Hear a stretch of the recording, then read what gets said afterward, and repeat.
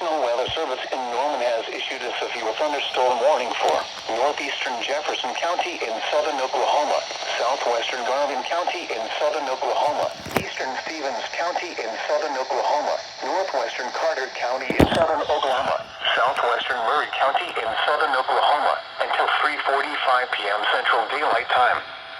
At 3:05 p.m. Central Daylight Time, a severe thunderstorm was located 4 miles northwest of Ringling, moving northeast at 50 miles per hour. Hazard, 60 miles per hour wind gusts and quarter-size hail. Source, radar indicated. Impact, hail damage to vehicles is expected. Expect wind damage to roofs, siding, and trees. Locations impacted include Hedden, Wilson, Ringling, Velma, Tatums, Loco, Radcliffe City, Graham, Puyo, Milo, Cornish, Fox, and Pernal. For your protection, move to an interior room on the lowest floor of a building.